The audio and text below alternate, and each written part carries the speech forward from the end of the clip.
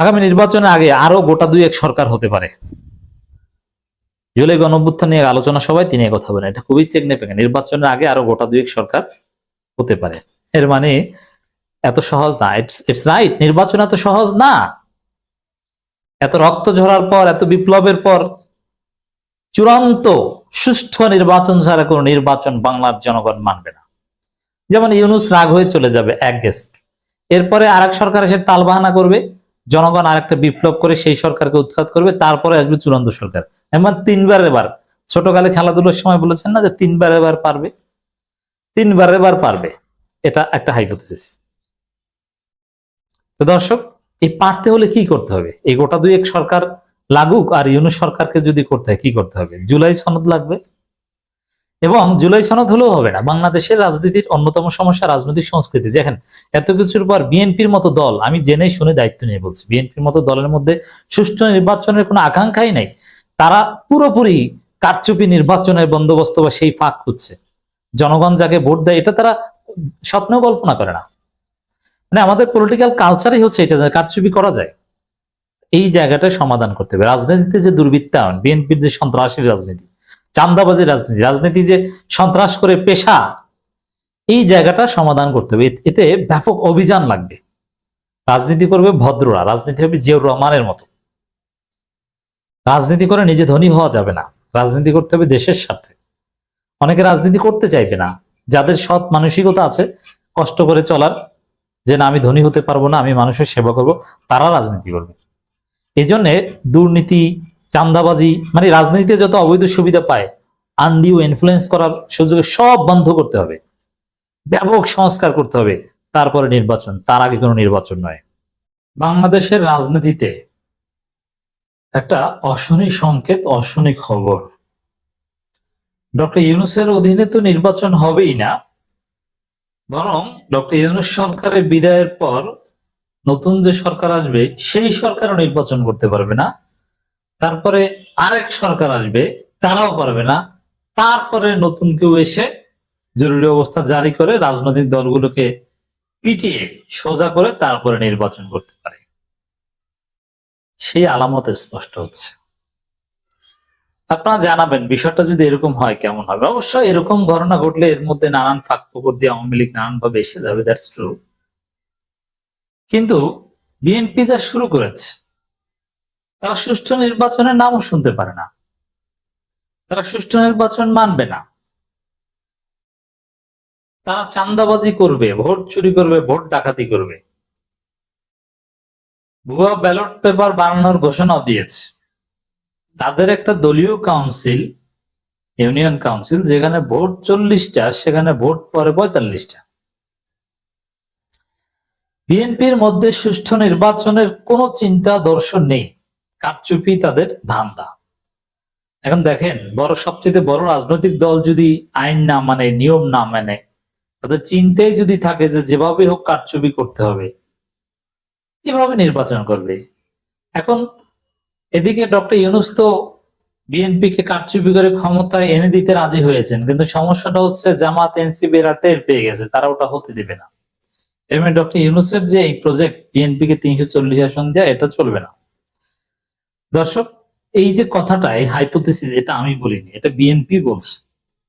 কেন বলছে আমি ডিটেইলস আলোচনা করছি, খুব জরুরি আলোচনা। নির্বাচনের আগে আরো গোটা দুই এক সরকার হতে পারে, আসাদুজ্জামান রিপন। এর মানে নির্বাচন এই ডক্টর ইউনূস সরকারের অধীনে তো হবেই না, আরো দুইটা সরকার লাগতে পারে। মানে বিষয়টা এরকম, ইউনূস সরকার পারেনি, নতুন কোন সরকার আসলো, তখন অবস্থা আরো খারাপ, সেও রাগ হয়ে চলে গেল, আরো আসলো। হয়তো এরকম 2-3টে পরিবর্তন হওয়ার পরে সে খুব কঠোর হয়ে, তবে হ্যাঁ, তাকে কিছুটা ফেসিবাদী আচরণ করতে হবে, অথবা অপরাধীদের বিরুদ্ধে, রাজনৈতিক দলগুলোর বিরুদ্ধে অত্যন্ত কঠোর হতে হবে, তখন হয়তো নির্বাচনের পরিবেশ তৈরি করতে পারবে। দর্শক, এই যে ফেব্রুয়ারিতে নির্বাচনে, এটাকে তো আমি তো মনে করি একদম ফালতু। ফেব্রুয়ারিতে কিসের নির্বাচন? কোন পরিবেশ আছে? ছাত্র দলের গুন্ডারা এরা বলে নির্বাচনের পর শিবিরের বাচ্চাদের নির্বাচনী রাজনীতি করতে দিব না। এরা বলে যে একটা একটা শিবির ধরে ধরে জবাই করে। আপনি নির্বাচন করবেন বাংলাদেশে, এই সন্ত্রাসীদের নিয়ে। এরা ডাকসু নির্বাচন হতে দিতে চায় না, ঠেকিয়ে দিতে চায়, কারণ জানে যে তারা জিতবে না। এরা ডাকসু নির্বাচন, চাকসু নির্বাচন, জাকসু জকসু সব ঠেকাতে চায়, স্থানীয় সরকার নির্বাচন ঠেকাতে চায়। এই জায়গায় নির্বাচনের কোনো পরিবেশ নাই, যেখানে পাথর দিয়ে মানুষ হত্যা করা হয়, চাঁদাবাজি এটা অ্যাকসেপ্টেড হয়ে গিয়েছে, সরকার রাষ্ট্র কিছু বলতে পারে না, যেখানে আইনের শাসন নাই, যেখানে মত প্রকাশের স্বাধীনতা নাই, যেখানে বিএনপির অপকর্মের বিরুদ্ধে মিডিয়াগুলো রিপোর্ট করতে পারে না, বিএনপির অপকর্মের বিরুদ্ধে রিপোর্ট করলে সাংবাদিকের চাকরি চলে যায়, যেখানে বিএনপি বিরোধী দলের রাজনীতি সহ্য করে না, ধরে ধরে জবাই করতে চায়, সেখানে নির্বাচনের প্রশ্নই আসে না। এই যে যারা ধৈর্য ধৈর্য জবাই করতে চায়, এই করতে চায়, সেই করতে চায়, ওদেরকে উচিত শিক্ষা দিয়ে শাস্তির আওতায় এনে এই ধরনের চরিত্র সংশোধন করে তারপরে নির্বাচন আয়োজন করতে হবে। তার আগে কোনো নির্বাচন হবে না। বাংলাদেশ এটা কি মনে করেন? এটাকে জামাত এনসিপি এমনি এমনি আঙ্গুল চুষবে আর মানবে? ইউনূস বিএনপি কে 340 আসন দেওয়ার সমঝোতা করে এসেছে, আর জামাত এনসিপি আঙ্গুল চুষবে? That is impossible.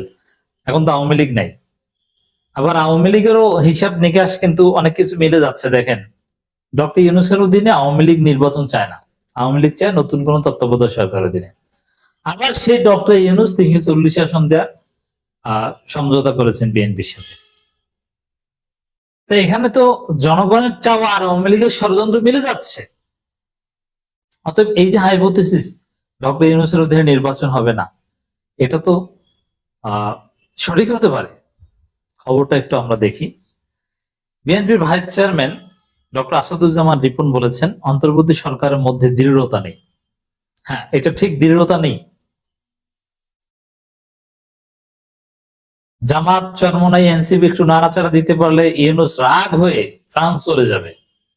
দৃঢ়তা নাই, রাইট? আবার দৃঢ়তা থাকবে কেন? কিভাবে থাকবে? এই সরকারের তো ভিত্তিই নাই এখন। এই সরকার তো আইন অনুযায়ী অবৈধ। এই সংবিধান বাতিল করবে, জুলাই সনদ করবে, নিজের বৈধতার ভিত্তি আগে তৈরি করবে, একটা সিস্টেম তো আছে, কোনো কিছু তো ঠিক নেই। দৃঢ়তা থাকবে কি? ভয়ের চোটে এই সরকার এখন বিএনপির সাথে চুক্তি করেছে। কিন্তু এখন প্রশ্ন হচ্ছে যে এই সরকারের দৃঢ়তা নাই, এই সরকার নির্বাচন করতে পারবে না, এটা বিএনপি কেন বলছে? দুইটা কারণ। একটা হচ্ছে বিএনপির মধ্যে গ্রুপিং আছে, গ্রুপিং এর ফলে বিএনপির মধ্যে নানান ধারা আছে, জিয়াউর রহমান খালেদা জিয়া পন্থী ধারা, আবার নব্য ভারতপন্থী বিএনপি এরা সামনে এসেছে, ডানপন্থী ধারা কোনটা, এরকম নানান গ্রুপিং আছে, এই জন্য সবার কথা সব ক্ষেত্রে মিলবে না। আর দ্বিতীয় হচ্ছে আসাদুজ্জামান রিপনরা এই কথা কেন বলছেন? কারণ